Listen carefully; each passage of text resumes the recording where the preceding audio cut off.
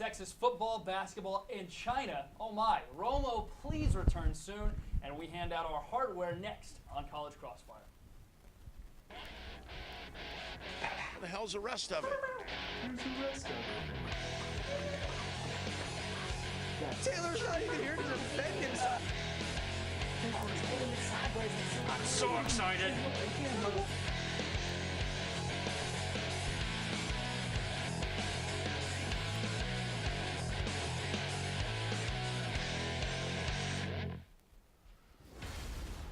Good evening, everybody, and a very happy good evening to you on a Wednesday night. This is College Crossfire, the exclusive live sports debate show on the 40 Acres. I'm your host, Reese Miller. Glad to have you with us. Before we dive into debate, let's meet our panel of sports knowledge for tonight. We've got Eric Goodman on my right here leading things off. Eric, how you doing? I'm all right, Reese. I didn't get my nap in today, but I think we're good. Just all right. Okay. Yeah. Well, I appreciate you really powering through that. Kylie Badgley, first time. Welcome to the show. Hi, how are you? I'm doing good. I'm doing great as well. I appreciate the spunk there as well.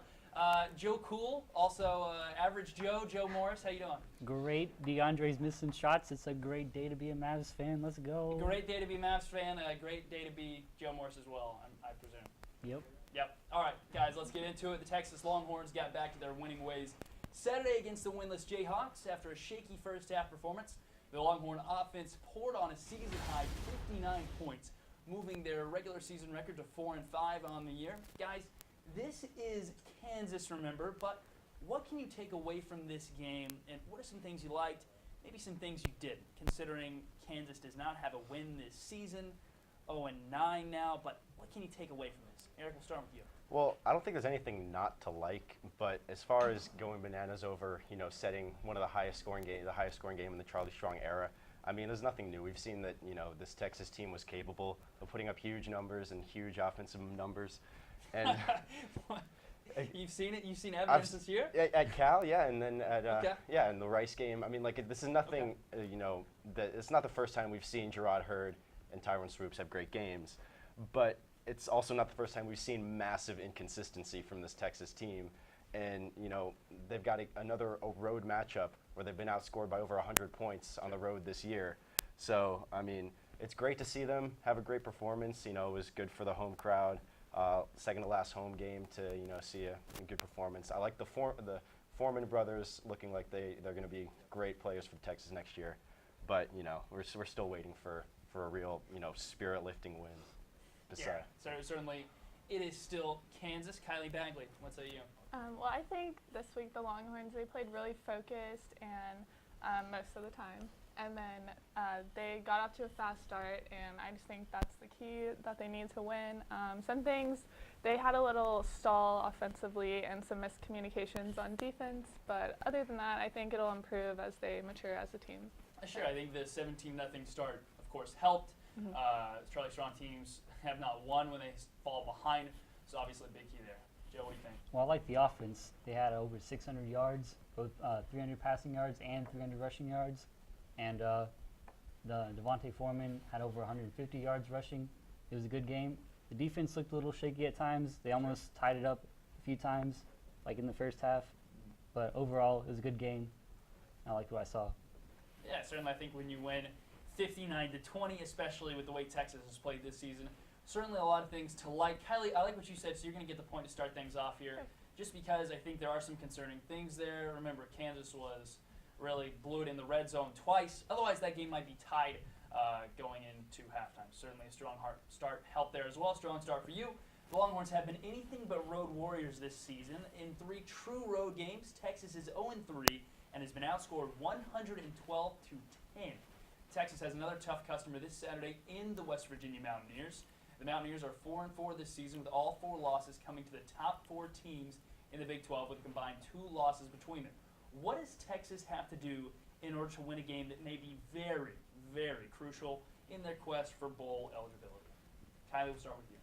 Okay, I think obviously the key is just to start strong, get a lot of points at the beginning of the game, and then just focus on the things that they've done successfully already and just keep doing those things. And then obviously just try to tune out the crowd, stay focused on the game. Sure. West Virginia is certainly one of the toughest places to play in the Big 12. Texas only one previous game there. Ended up going to overtime overtime in 2013. Joe? I think it's time to start Devontae Foreman. The dude's had 157 rushing yards last game, and Jonathan Gray only put up 20 yards the whole game. So 9 carries, 22 yards. yeah, it's not very consistent. And when Texas is going into a big road game like this, they need to score. They need to score a lot. They need to score often. So they need some offense spark, and that Devontae Foreman might just do that for them. Yeah, Deonta Foreman, 157 yards, only 12 carries. He has less carries than Jonathan Gray this season, but almost 100 more yards. I mean, less carries, so certainly a compelling interest moving forward and a concern for this Texas team. Eric, what does Texas have to do to get a win and get closer to bowl eligibility come Saturday? Well, okay, I'm not buying that this is an important game for Texas. I think just sneaking into bowl eligibility is not what Texas's goals ever should be, ever are. And so I think Texas really has nothing much to lose, and they should play like it in this game. They should let the offense just play a freestyle, and not worry about trying to lose a game and trying to go in Morgantown and come out strong early, get on the board first, win the game, and go from there. And if we can sneak into a bowl game, then that'll be a fun game to watch. But it shouldn't be what Texas is playing for at this point. Well, for Texas as a whole, as a program, you may be right, but don't you think at this point in the season that is the next goal, because it's really the only achievable one left? I think the next goal should be to put up consistent performances. I think, Sure. The Oklahoma State and Cal games, those are good performances that ended in losses. And, that can't happen again. They've got to be good performances that end in wins, and they need to pile it up heading into next year, which is where really I'm looking forward to Sure. for the young team to actually gain ground in the Big 12 next year. Trying to get momentum heading into year 3 of Charlie Strong. Joe, my man, you're getting the point here. I think Deonta Freeman has made a compelling case, if not to start, at least get the majority of the carries. We'll see how that moves going forward. Only out-carried Jonathan Gray twice this season, guys. College basketball has returned. Many folks in the crowd very happy about that. For the first time in the last 18 years, Rick Barnes will not be on the Texas sideline. Instead, the Shaka Smart era starts this Friday night in China against the Washington Huskies. The Longhorns lost leader Jonathan Holmes and lottery pick Miles Turner, but they did add 3 new freshmen in Kerwin Roach, Tevin Mack, and Eric Davis Jr. Guys, what are your expectations this season for the Horns in Shaka Smart's first year at Texas? Texas didn't receive that many votes, not ranked in the AP Top 25. Many have them around the 33, 35 mark. What do you guys think this year, Joe? I think we can make that second weekend of the tournament. Sweet 16, Elite Wow. 8. Yeah, this team is really veteran-laden. They've got a lot of leadership. And this is the same team that beat Arizona State a few years ago. They've got the talent and the experience to make it a deep run. And I also think that these freshmen that coming in, Kerwin Roach and Tevin Mack, they're just going to make us an even deeper team, scoring-wise and everything. Sure. Shaka Smart said after the game last Friday, those 3 players you mentioned have been 3 of their better offensive players for the last 5 weeks, really, since fall practice began. Eric? I mean, looking back at the Charleston State game, for what it's worth, all 3 freshmen played great minutes, played great points. The 2 highest scorers were recent Shaka Smart / Rick Barnes recruits. That coupled with the veteran leadership should make Texas really competitive in this very competitive Big 12. I believe there's 5 teams in the conference in the top 25 preseason polls. And if Texas can crack that upper echelon of the conference, put a good showing in the tournament, I think I'm right with Joe. I think they could really surprise people when it comes to the NCAA tournament. But looking into China, it's a great awkward setting, but a really interesting one that could really provide a really good starting point for the momentum and spirits for the team if they can beat Washington Sure. in Shanghai. Yeah, and I think the performance against Tarleton, as you mentioned, all 3 freshmen in double-digit figures, 3 of the 4 highest scorers on Texas. They bring some returning vets as well, Isaiah Taylor. Kylie, what do you think? I like Shaka Smart. I think he's really focused on the team aspect of it and just like mental toughness. They went through Navy SEALs training in preseason. I think that he's not focused on helping like one-and-done kids go to the NBA, which helps like the team aspect and just building like team morale. So. Yeah, sure, I think that was an issue with Rick Barnes is getting top recruits, but maybe not the development. We'll see if Shaka Smart sort of reverses that trend. I like what you all said, so you all get a point. I'm feeling a little generous this Wednesday night, so you all get a point heading into round 2. Round 1 is over, but don't go anywhere. We've got Andrew's Abs, Tony's Shoulder, along with Major League Baseball awards next. Don't go anywhere.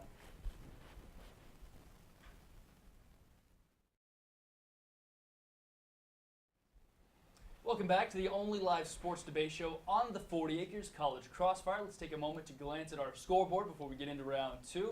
We've got 3 newcomers this semester. We've got Eric Goodman with 1 point, Kylie Badgley 2 points, Joe Morris with 2 points as well. Joe, the only one with actually you two have wins. Kylie looking for her first win.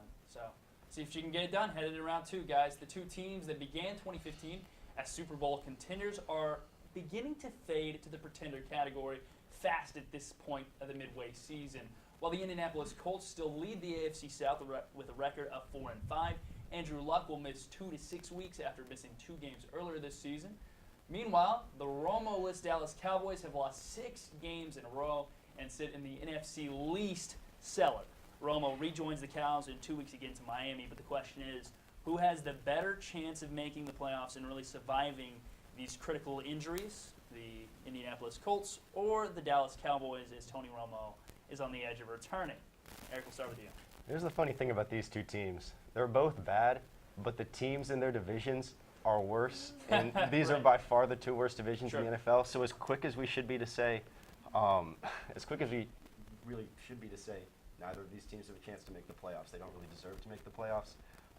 Looking at their competition, obviously the Colts, I mean, Marcus Mariota's Tennessee Titans, might be at this point the hottest team in that division. Blake Bortles has led a solid Jaguars team, but not one that I can see making a great run to the playoffs. Yeah. I have to say, my Giants have have had the playoff experience, and that might be just slightly the tougher division. And the Cowboys do have a worse record of the 2 teams, so I say slightly the Colts have a better chance to make the playoffs. But I mean, to lose in the first round is, Yeah. Right. The Giants' only team out of those 2 divisions that have a winning record, and that's at 5-4. Exactly. Kylie?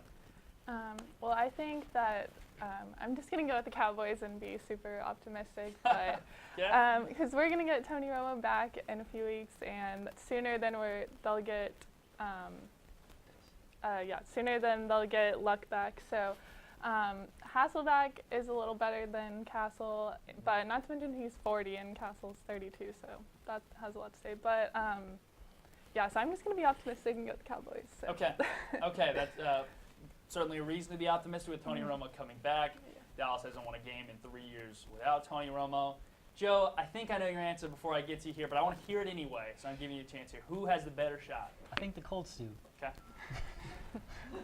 Not only is it because I don't like the Cowboys, but I think the Colts are still a solid team despite Andrew Luck's struggles this year. Matt Hasselbeck has shown twice now that he can carry this team in his absence. And also I think they're just in an easier division to win. Like the Giants and the Eagles, they might not have started really well, but they found their stride the last few games, and they're putting up solid weeks. So that's just going to be hard for the Cowboys to gain all that ground again. Yeah, I think you have a solid point. For one, is anyone really going to take the AFC South? The Colts are 2-0 with Matt Hasselbeck. Cowboys, meanwhile, 0-6 without Tony Romo, and they are now 2.5 games back in that division, and the schedule only gets tougher with Carolina and at Green Bay on the schedule. So, Eric, sorry, Kylie, I love the optimism, but Eric and Joe are going to get the points here heading into our next question. Guys, believe it or not, the NFL season is already halfway through. 3 teams remain undefeated, the Panthers, Pats, and the Bengals. Bill Belichick was asked about midseason grades and said, they don't really matter. Give me an F for all that matters. For our purposes, they do matter. Who gets your vote for the best team, worst team, and the MVP of the NFL right now? These are midseason grades. And Kylie, you get first crack at it.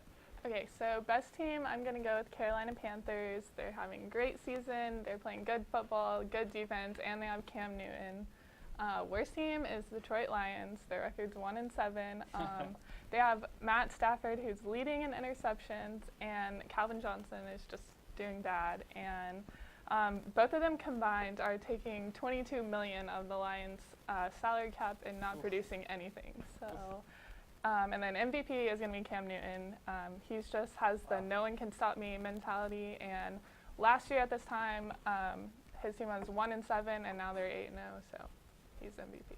Yeah, I think going back, besides the playoff loss to Seattle, I think they won 6 games in a row last season to vault into the playoffs. Remember, they made the playoffs last season. Now they're 8-0. Really solid performance put together by Cam. Joe, what say you? I like the Panthers as well. Not only has Cam Newton been playing at an MVP level, but that defense is the best defense in the NFL right now. With their top corners and their good run defense, no one can play against them. They made Aaron Rodgers look immortal, so there's no one that can beat them. And I think the worst team is the Browns. They can't win with anyone at quarterback. It takes Josh McCown throwing for 450 yards for them to get a win. Like, what do they have to need to make the playoffs ever? I don't know. I guess we'll never find out. Maybe more than Johnny Football. So who gets your nod for the MVP? Cam Newton. Cam Newton. Okay, Yep. so we've got 2 on Cam Newton. 2 for the best team is the Panthers. Eric, you gonna differ here? For sure, and I think the obvious choice is the Patriots. I mean, they're 8-0. They look like, you know, they haven't had a tough game in weeks. I mean, they're looking like the team in 2007 that went undefeated into the Super Bowl. I mean, they very well could go on a similar route this year. Tom Brady's, you know, the best player in football right now. And as much as it pains me to say it, I mean, there's not my Giants this week. I mean, that might not be even a close game. As much as the Giants seem to, you know, have Bill Belichick's number. I mean, worst team, yeah. I mean, can I just pick like the whole AFC South? Like, is that Yeah, back absolutely. on that last question? And then, yeah, I mean, it's Brady and the Patriots are going to run away with this league from what we've seen in 8 weeks. Yep. So Brady, your MVP as well. Yeah, absolutely. All right, I'm giving it to you. For one, I think the Deflategate thing almost helped them, and they look like they're ready to smash people and really take revenge on everybody in this league.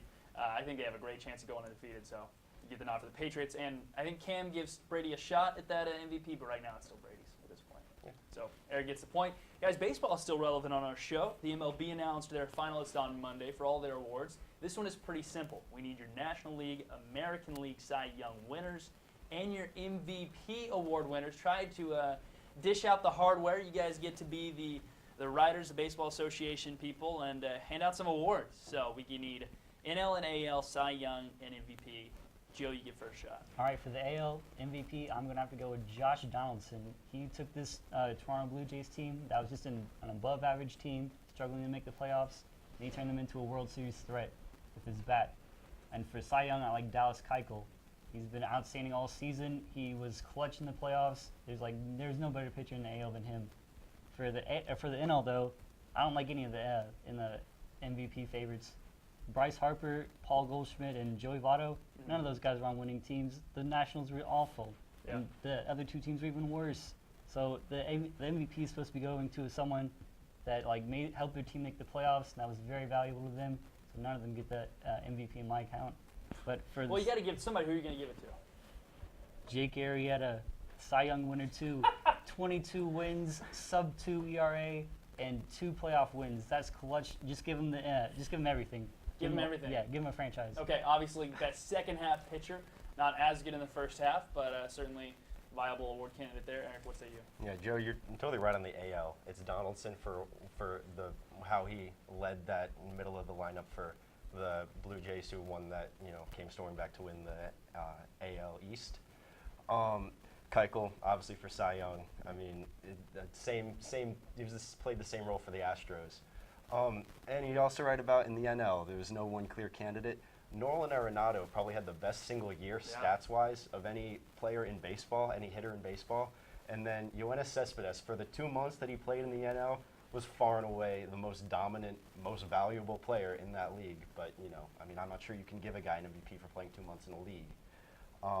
And then I'd say Greinke, Cy Young for the NL, just for the consistency that he showed all season. Arrieta kind of turned it on after the All-Star break. Greinke was solid, I mean, beyond solid all year. Yeah. I really like the Yoenis Cespedes thing. The Mets were the worst run-scoring team until he came there. Then they were the best run-scoring team, obviously. Fell just short in the World Series. Your New York Mets, by the way. So, obviously, Yoenis Cespedes, very solid once he made there, but hard to give the guy an MVP for a couple months. Kylie, what do you got? Okay, I'm going to go with Mike Trout for American League. I kind of disagree that, you're supposed to help your team get to the playoffs, but sometimes your team doesn't help you. So I just think he's a good player. He, had a good year. And then for National League, I'm going to go with Bryce Harper. Like, he's just a great hitter. Like, he's just having a great year. And then for Cy Young, I'm going to go David Price. He has the most strikeouts for his American League. And then, but Clayton Kershaw for National League, like, he just had a phenomenal year. Like, he's so talented. And he has the most strikeouts for the whole MLB, so Clayton Kershaw.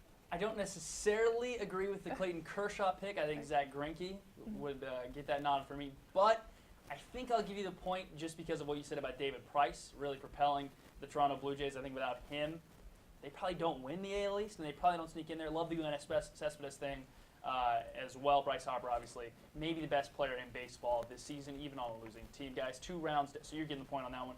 2 rounds down, but the most important one remains. Anything can happen, and we decide a winner as Rapid Fire scorches your way. Don't go anywhere.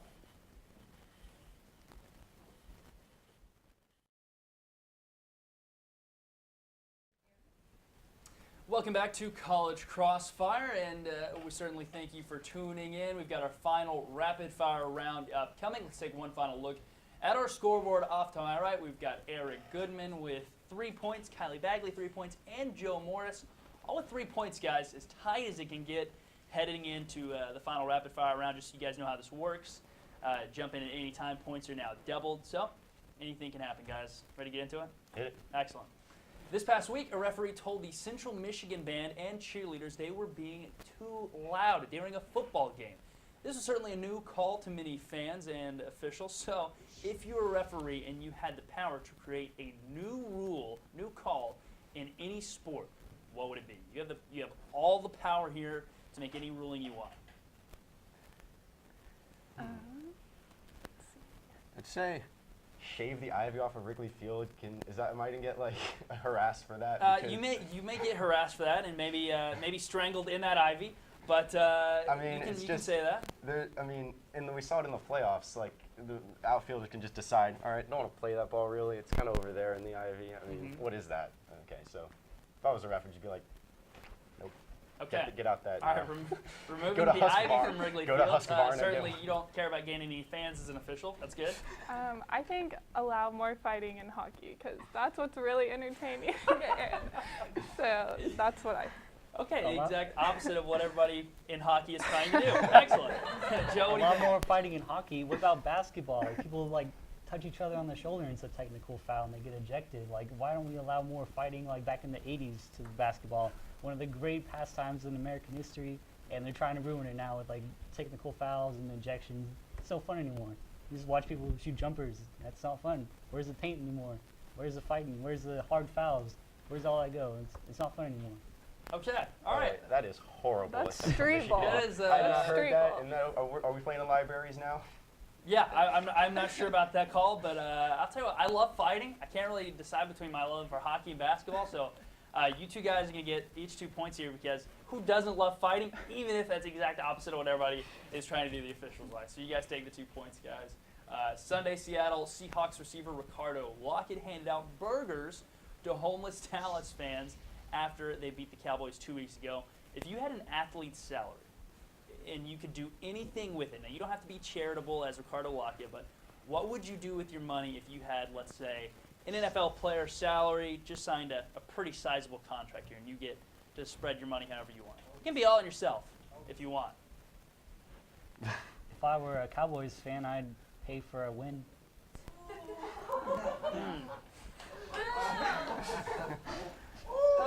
Well, hey, Jerry Jones has probably tried, so that's. There were all those calls against the Eagles. Yeah, the calls against the Eagles. Yeah, I'm sure you're not the first person to think of that, Joe. I'm sure Jerry Jones was on that as well.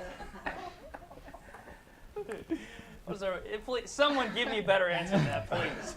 How about just buying every single ticket in an away stadium, not letting any away fans in the game and playing to an empty stadium? That'd be fun, wouldn't it? What about the home fans?